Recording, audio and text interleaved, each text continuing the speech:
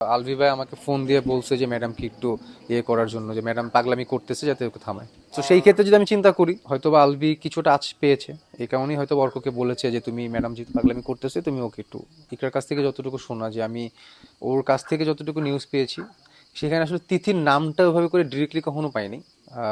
But হ্যাঁ, আলভির লাইফে অন্য একটা পার্সন ছিল, সে হয়তো বা ইকরার সাথে হ্যাপি না, বা ওই জায়গাটা তো বেশি সময় দিচ্ছে বা ইনভলভ হয়ে যাচ্ছে, এগুলো নিয়েও বেশি অরিড ছিল, দুশ্চিন্তা ছিল, ডিপ্রেশনে ছিল।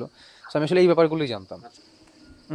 আমিও দুই তিন জায়গা থেকে এটা নিউজ পেয়েছি, এবং ওদের যে বাসায় যে ওদের যে অ্যাসিস্ট্যান্টটা ছিল অর্ক নামে, সো ও পুলিশের সামনে বসেও সেভারাল টাইম বলেছে যে আলভি ভাই আমাকে ফোন দিয়ে বলছে যে ম্যাডামকে একটু ইয়ে করার জন্য, যে ম্যাডাম পাগলামি করতেছে যাতে ওকে থামায়। তো সেই ক্ষেত্রে যদি আমি চিন্তা করি,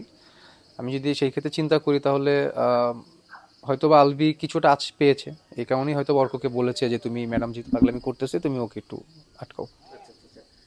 মারা যাওয়ার আগে আপনার সাথে কি কোন কথাটা হয়েছিল?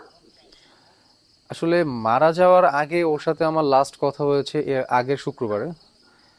ওর বাসায় আসলে আমার ইফতারির একটা প্রোগ্রাম ছিল। আনফর্চুনেটলি আমি ওই দিন যেতে পারিনি, আমার অফিসের কিছু প্ল্যান ছিল, অফিসের কিছু প্রোগ্রাম ছিল, এই কারণে আসলে আমি ওর দাওয়াতটা নিতে পারি নাই। ওই দিনই ফোনে আমাকে দাওয়াত দিয়েছিল এর আগের শুক্রবারে, ওই দিন আমার সাথে ওর শেষ কথাটা হয়েছে। ফেসবুক এবং বিভিন্ন সোশ্যাল মিডিয়াতে এখন যে নিউজগুলো আসলে আসছে, এটা সম্পর্কে আমি যদি বলি আপনাকে, অনেস্টলি বলতে গেলে আমি আগে কিছু জানতাম না।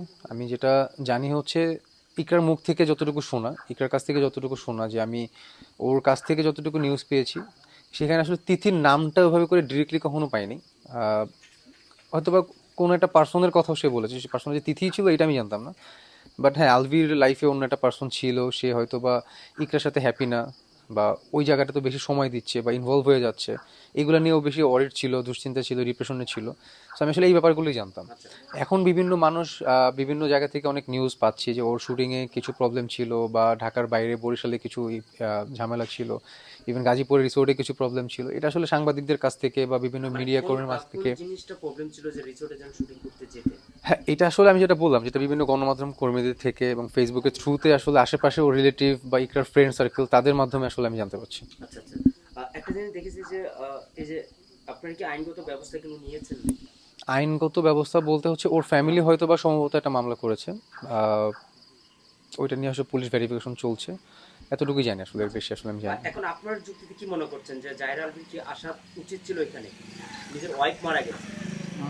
আসলে আমি, ওনার আসা উচিত ছিল কি না উচিত ছিল এটা বলতে পারবো না, বাট ওনার জায়গায় যদি আমি থাকতাম, আমি ডেফিনেটলি আসতাম। আচ্ছা আসলে ওনারটা আমি আসলে বলতে পারবো না, ডিফারেন্ট হিউম্যান বিং সে। আচ্ছা।